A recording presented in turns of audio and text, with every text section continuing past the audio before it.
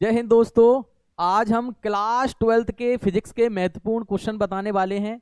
Most important, यहाँ से objective question भी बनता है प्लस 2 अंक में क्वेश्चन भी बन जाता है, ध्यान रखना। चैप्टर 8 का है ये, ध्यान रखना, 12th क्लास के फिजिक्स का। तो अच्छे तरीके से समझ लीजिए और अच्छे तरीके से देख लीजिए। तो देखिए यहाँ पर देख क्या रहा है, विद्युत चुंबकीय तरंगें जो चैप्टर 8 पे है, विद्युत चुंबकीय तरंगें। तो विद्युत चुंबकीय तरंगों में सात सात तरंगें होती हैं, ठीक है। जैसे गामा किरण है, एक्स किरण है, पराबैंगनी विकिरण है, ठीक है, दृश्य प्रकाश, अवरक्त विकिरण, सूक्ष्म तरंगें, जिसे माइक्रो तरंगें भी कहते हैं, रेडियो तरंगें। ये सात तरंगें होती हैं, इनको विद्युत चुंबकीय तरंगें कहते हैं। क्लियर है। लेकिन इसके अंतर्गत आज हम पढ़ने वाले हैं कि विद्युत चुंबकीय तरंगों को उनकी उनकी बढ़ती हुई तरंग दैर्ध्य के आधार पर, यानी क्रम से किस तरीके से लिखते हैं, और आवृत्ति को घटते हुए क्रम में, ठीक है। एक आवृत्ति होती है, वो एक तरंग दैर्ध्य होती है। तो तरंग दैर्ध्य क्या होती है भाई? तरंग दैर्ध्य ये होती है कि बहुत अधिक दूरी तय करना। मान के चलो कोई तरंग बहुत ज्यादा दूरी तय कर रही है तो उसकी तरंग दैर्ध्य ज्यादा होगी, और जो कम दूरी तय कर रही है उसकी तरंग दैर्ध्य कम होगी। समझ में आया? तो जो तरंग दैर्ध्य क्या होती है भाई, कि दूरी को प्रदर्शित करती है, अत्यधिक दूरी को। जिसकी अत्यधिक दूरी है तो उसकी तरंग दैर्ध्य ज्यादा है, ठीक है। और जिसकी कम दूरी है, जो कम दूरी तय कर रही है, उसकी तरंग दैर्ध्य कम है। तो इसमें आवृत्ति भी होती है, जिसकी तरंग दैर्ध्य ज्यादा होगी तो उसकी आवृत्ति कम होगी। समझ में आ रहा है? और जिसकी आवृत्ति ज्यादा होगी उसकी तरंग दैर्ध्य कम होगी।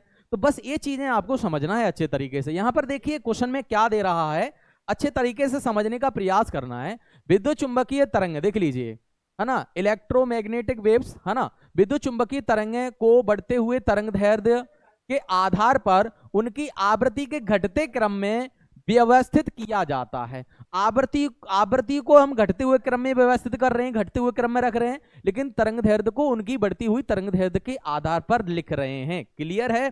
तो आप लोग अच्छे तरीके से कर लीजिए, कहीं ना कहीं पेपर में आने वाला है, 100% क्वेश्चन आएगा, इसी को आप लोग ध्यान रखना, ठीक है। देखिए, यह स्पेक्ट्रम, इसको स्पेक्ट्रम ही कहते हैं क्योंकि एक क्रम में इनको रखा जाता है, तो स्पेक्ट्रम भी इसको बोल सकते हैं। यह स्पेक्ट्रम सबसे छोटी तरंग दैर्ध्य से सबसे लंबी तरंग दैर्ध्य की ओर चलता है, यानी सबसे छोटी, फिर उससे बड़ी, फिर उससे बड़ी, फिर उससे बड़ी, इस तरीके से तरंग दैर्ध्यों को लिखते चले जाते हैं। इस चीज के आप लोग ध्यान रखना, ठीक है। तो यहां पर देख लीजिए, हमने यहां पर लिख भी दिया है, आप लोगों को नजर भी आ रहा होगा। जैसे पहली जो किरण है तरंग दैर्ध्य के आधार पर जिसकी तरंग दैर्ध्य सबसे कम होती है, वो क्या है भैया? गामा किरण है। समझ में आया? जिसकी तरंग दैर्ध्य क्या है? सबसे कम है, और आवृत्ति सबसे अधिक है। क्लियर है? तो गामा किरणें, उसके बाद एक्स किरणें। अब ये बढ़ते हुए हम लोग तरंग दैर्ध्य के बढ़ते हुए क्रम में लिखते जा रहे हैं ये विद्युत चुंबकीय तरंगों को। क्लियर है? तो यहां पर देखिए, पहली जो किरण आएगी भाई, एक्स किरणें, सॉरी गामा किरणें, एक्स किरणें, परावैंगनी विकिरणें, ठीक है, दृश्य प्रकाश, अवरक्त विकिरण, सूक्ष्म तरंगें, जिनको माइक्रोवेव यानी माइक्रो तरंगें भी कहते हैं। क्लियर? उसके बाद रेडियो तरंगें। ये बढ़ती हुई तरंग दैर्ध्य के का सही क्रम है, यानी बढ़ते हुए तरंग दैर्ध्य के आधार पर इस तरीके से लिख सकते हैं। इनको हमने इस तरीके से भी लिखा है, यहां पर देख लीजिए, पॉइंट बना के भी लिख दिया कि पहले पॉइंट पर कौन सा आएगा, पहले नंबर पर कौन सा आएगा। क्लियर? ओके, यहां तक समझ में आया जी? इंक्रीजिंग यहां पर वेवलेंथ के बारे में ये विद्युत चुंबकीय तरंगें हो गई। क्लियर? आगे यहां तक चलिए। अब हम लोग इनको इस तरीके से भी लिखते हैं कि जैसे पहले नंबर पर बढ़ती हुई तरंग दैर्ध्य के आधार पर कौन सा आएगा भाई? देखो, गामा किरणें हैं, उसके बाद एक्स किरण यानी दूसरी किरण कौन सी आएगी? एक्स किरण आएगी। परावैंगनी विकिरण, दृश्य प्रकाश, अवरक्त विकिरण, सूक्ष्म तरंगें, माइक्रो तरंगें, माइक्रोवेव्स इनको बोल सकते हैं। क्लियर? रेडियो तरंगें, रेडियो वेव्स भी बोल सकते हैं। आ गया? अब देखिए यहां पर गामा किरणों की जो खोज की थी वैज्ञानिक वैकोरल ने की थी। अगर वैज्ञानिक का नाम भी पूछे कि किस वैज्ञानिक ने की थी, तो गामा किरणों की खोज वैज्ञानिक वैकोरल ने की थी। ये सबसे छोटी तरंग दैर्ध्य, यानी सबसे छोटी तरंग दैर्ध्य, सबसे कम तरंग दैर्ध्य किस तरंग की होती है भैया? गामा तरंग की होती है, यानी गामा किरण की होती है। क्लियर है? सबसे छोटी तरंग दैर्ध्य। और उच्चतम आवृत्ति, पेपर में आ जाए सबसे अधिक आवृत्ति वाली तरंग का नाम लिखिए, तो कौन सा होगा भैया? गामा किरणें। सबसे कम तरंग दैर्ध्य की आवृत्ति का, तरंग दैर्ध्य की जो आवृत्ति होती है यानी तरंग दैर्ध्य की किरण का नाम लिखिए, तो गामा किरणें हो जाएगा। क्लियर है? इस तरीके से आप लोगों को समझना है। तो सबसे कम आवृत्ति है भैया, यानी उच्चतम आवृत्ति, सबसे उच्चतम आवृत्ति, सबसे अधिक आवृत्ति किसकी होती है? गामा की। और सबसे कम आवृत्ति किसकी होगी? रेडियो की। लेकिन रेडियो की तरंग दैर्ध्य ज्यादा होती है और गामा की तरंग दैर्ध्य सबसे कम होती है। बस इसी चीज को समझना है। यहां से 2-3 ऑब्जेक्टिव क्वेश्चन यहां से बन जाते हैं, बहुत सारे ऑब्जेक्टिव क्वेश्चन बन जाते हैं अगर सभी से बात करेंगे। क्लियर है? तो आ गया। 2 अंक का क्वेश्चन भी बन जाता है, कहीं ना कहीं उपयोग में पूछ लेता है कि गामा किरणों के उपयोग, एक्स किरणों के उपयोग, पराबैंगनी विकिरणों के उपयोग, इनका उपयोग कहाँ किया जाता है, तो यहाँ से भी ऑब्जेक्टिव क्वेश्चन यहाँ पर बन जाता है। क्लियर। चलिए आगे हम लोग बढ़ते हैं। तो गामा किरण के बाद, गामा किरण की खोज किसने की थी? बैकुरल ने, है ना। इसका उपयोग कहाँ किया जाता है? कैंसर के इलाज में या ट्यूमर के रोग में इसका इलाज के रूप में गामा किरणों का उपयोग करते हैं। क्लियर है। गामा किरणों के द्वारा कैंसर जैसे रोगों का इलाज किया जाता है। चलिए आगे हम लोग बढ़ते हैं। दूसरी किरण का नाम क्या है? एक्स किरणें। एक्स किरण, इसको एक्सरे भी बोल सकते हैं। एक्सरा जानते हो? एक्सरा यानी टूटी फूटी हड्डियों का पता लगाने में, जो शरीर के अंदर हड्डियां टूट जाती हैं तो उसका पता लगाते हैं एक्सरा मशीन से। तो उस एक्सरा मशीन के अंदर कौन सी किरणें निकलती हैं? एक्स किरणें निकलती हैं। और एक्स किरणों की खोज किसने की थी? वैज्ञानिक रोजन ने की थी। इसको रोंटजन में मापा जाता है। क्लियर है। तो यहां तक चीजें समझ में आ रही हैं। तो देखो एक्स किरणें यानी वैज्ञानिक कौन है भैया? रोजन। चलिए ये क्या है? उच्च ऊर्जा, इनके अंदर एक उच्च ऊर्जा होती है। चिकित्सा में इनका उपयोग किया जाता है, यानी डॉक्टरों के द्वारा टूटी फूटी हड्डियों का पता लगाने में एक्स किरणों का उपयोग करते हैं। देखो टूटी हड्डियों का पता लगाने में। क्लियर है। आगे यहां तक और भी आप उपयोग देख लेना, कोई दिक्कत नहीं है, कहीं ना कहीं उपयोग भी पूछ लेता है, मोस्ट इंपोर्टेंट होने वाले हैं। चलिए अगली है परावैंगनी विकिरण।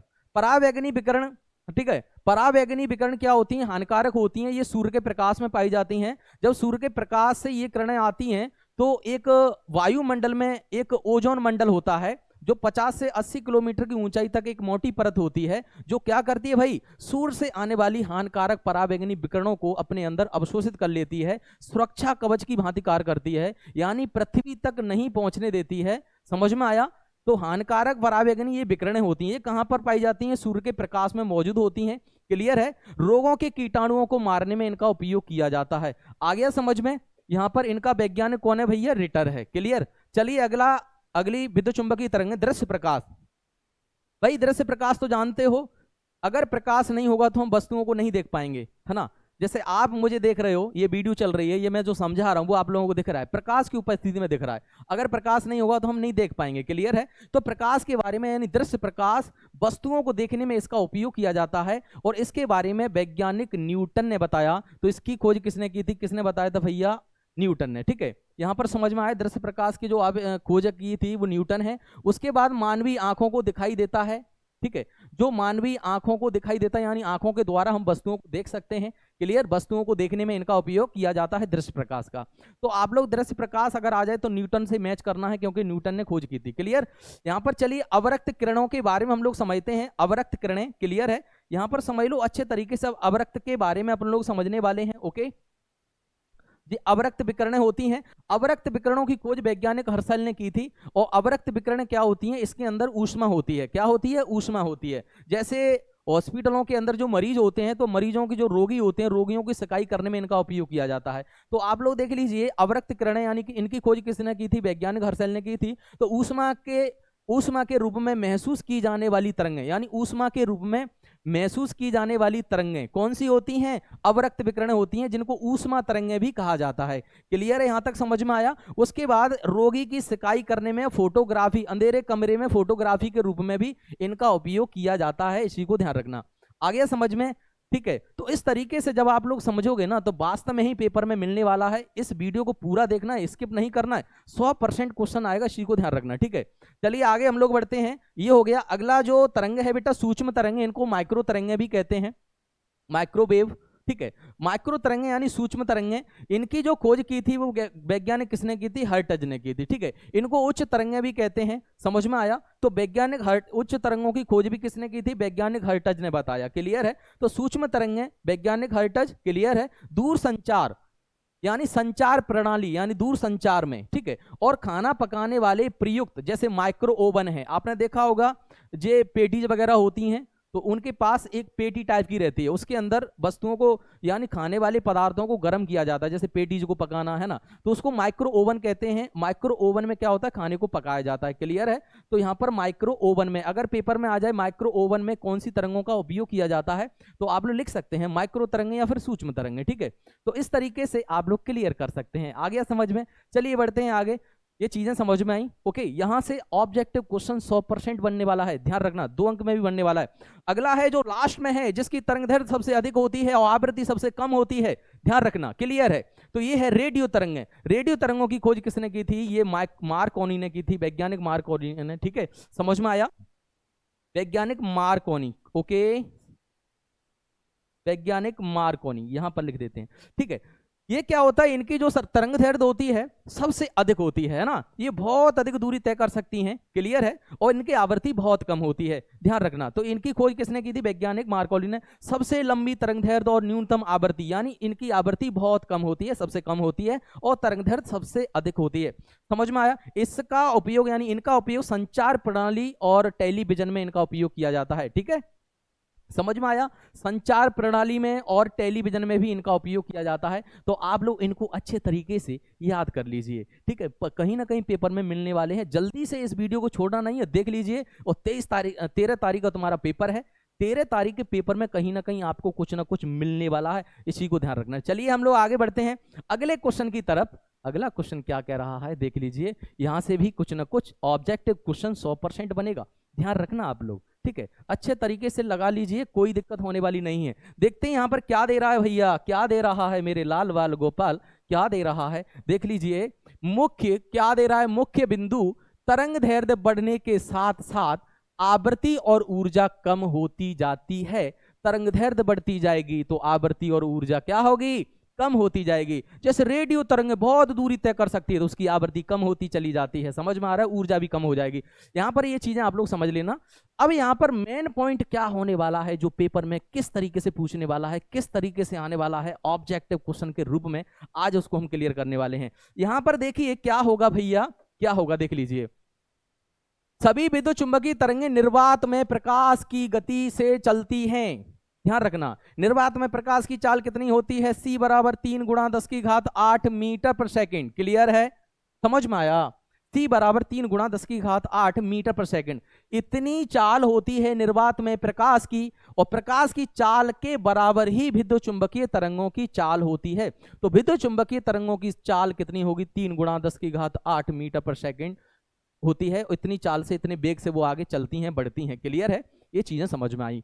आगे हम बढ़ते हैं कि विद्युत चुंबकीय जो तरंगें होती हैं वो उत्पन्न होती हैं, किसके कारण उत्पन्न होती हैं, क्या है भाई, पेपर में आ जाता है, ध्यान रखना। तो त्वरित आवेशों से उत्पन्न होती हैं, ध्यान रखना, त्वरित आवेशों से उत्पन्न होती हैं विद्युत चुंबकीय तरंगें, क्लियर है। तो ये चीजें आप लोग समझ लो, यानी विद्युत क्षेत्र और चुंबकीय क्षेत्र के लंबवत दोलनों से उत्पन्न तरंगों को विद्युत चुंबकीय तरंगें कहते हैं, क्लियर है। तो इस तरीके से आप लोग समझ लेना। आगे हम लोग बढ़ते हैं, और इनकी प्रकृति, ये तो कहीं ना कहीं मोस्ट इंपोर्टेंट होने वाली है बेटा, ये तो आ जाता है पेपर में, ध्यान रखना। इनकी प्रकृति कैसी होती है, अनुप्रस्थ होती है। कैसी होती है, विद्युत चुंबकीय तरंगों की प्रकृति होती है अनुप्रस्थ।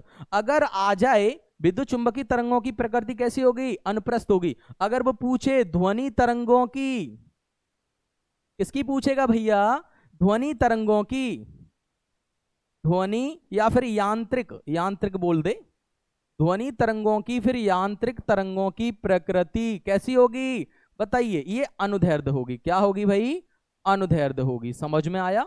तो ये चीजें आप लोग समझ लो, कहीं ना कहीं मोस्ट इंपोर्टेंट होने वाले हैं, ठीक है। विद्युत चुंबकीय तरंगों की प्रकृति अनुप्रस्थ होती है, इसी को आप लोग ध्यान रखना, अच्छे तरीके से कर लेना, और मोस्ट इंपोर्टेंट है, पेपर में आने वाले हैं, क्लियर है। तो ये चीजें समझ में आ गई होंगी। आगे भी हम लोग वीडियो डालते रहेंगे, आप लोग नो टेंशन रहना, सिलेक्टेड क्वेश्चन की वीडियो डालते रहेंगे, बस बने रहना, ओके, और देखते रहना। Thank you so much.